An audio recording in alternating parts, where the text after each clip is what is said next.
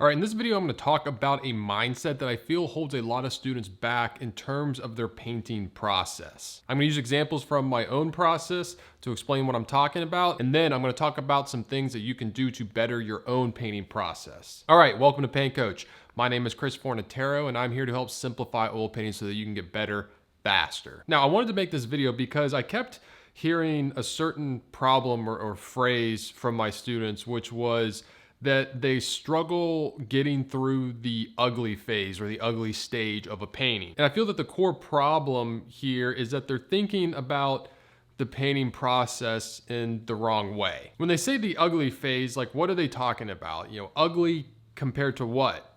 Ugly compared to the finished painting? See, that right there is the problem, is that there's a huge gap in their understanding of the process as a whole. It's like in their mind, there's just a blank canvas or the finished painting, and everything between is a mystery, and who knows what's gonna happen there. They're not breaking the process down into stages and worrying about one stage at a time. They're trying to get to the finished painting right at the beginning. So when you're thinking that way, during the course of the painting, when it doesn't look how it's going to look at the end, you're just thinking like, oh, it looks ugly right now. It doesn't look good, which is not a good mindset to have while creating a painting. It's like having a big long-term goal and not breaking it up into a bunch of short-term goals to get to that long-term goal. You need to have a process. You need to know how to get from one stage to the next, and you need to enjoy that process. So when I hear a student say they struggle with the ugly stage of a painting, to me, that's an indication that they don't have much of a plan going into the painting. Not thinking about the overall process of your painting before you go in can lead to a lot of bad habits. You can start putting in details way too early, or you're painting very carefully because you feel like every single stroke needs to be perfect and look the way it needs to look by the end of the painting. Here's a quick rough example of the stages I go through most of the time when I paint a portrait. First, I just want to get an accurate drawing.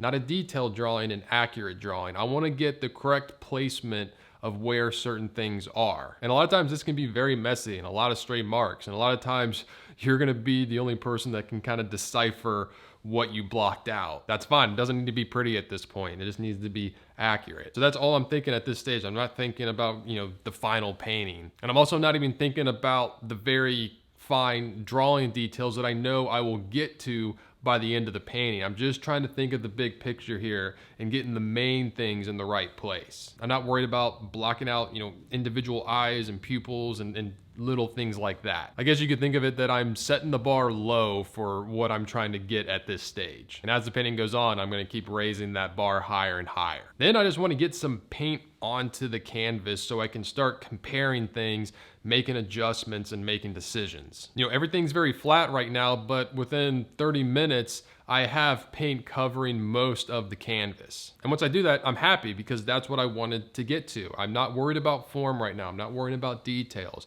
I'm just trying to get colors and values on there. I'm not even that worried about them being 100% correct because I know I can adjust them as I go. If I was trying to get the perfect exact right colors and perfect exact right values right here at the start, I would be pretty disappointed right now and discouraged.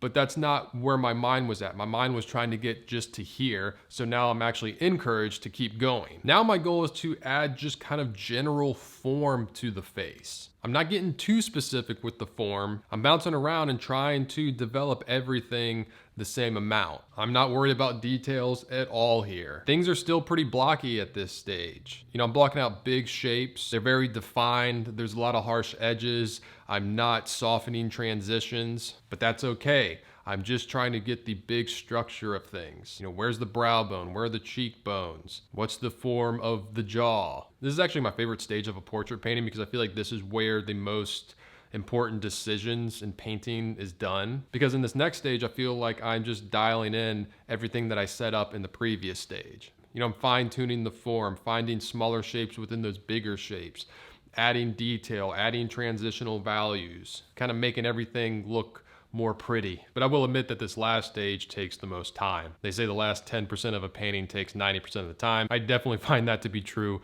for me. What I'm talking about applies to when you're painting any subject. And it's not uncommon for painters to have different processes for different subjects. That's fine, just make sure you have some kind of a process. The less you can start a painting with the mindset of, let's just see what happens, I feel like the better off you're gonna be. That being said, it also is very important to be flexible with your process. Every painting is going to present you different problems that you have to solve. And you have to be willing to change things and take different approaches to solve certain problems with a painting. Sometimes with landscapes, I'll start with the sky and work my way forward. A lot of times I'll establish all of my darks and then kind of work dark to light. A lot of times I'll work inside out, meaning I'll start kind of with the focal point and then work my way out. The key is to look at your subject and have some sort of plan before going into it. Now, if you're thinking, well, I don't have much of a process, what should I do if I don't even know what my process is? Well, you need to find your process. And I feel like the best way to do that is to do a lot of paintings, which means I would focus on doing small, quick paintings.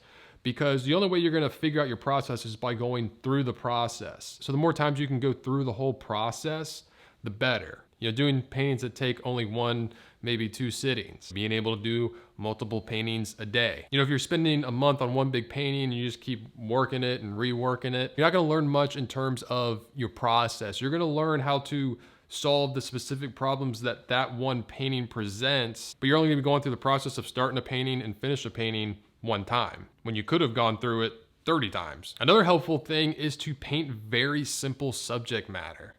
When you make your subject matter very simple, your deficiencies become very clear. Like whenever I want to figure out what I can improve in my painting, I'll paint a very simple still life. Every single time I do, I feel like it's very clear what I need to work on. All right, so the moral of this video is there's no real ugly stage of a painting. There's a painting process that has different stages, and you need to enjoy each stage while you're in it and not try and jump ahead or try and get to the end painting too quickly. If you found this video helpful, please hit the like button, subscribe to the channel. Let me know what your favorite part was down in the comments section below. And if you want to see what I am painting on a daily basis, you can follow me on Instagram at 4is43.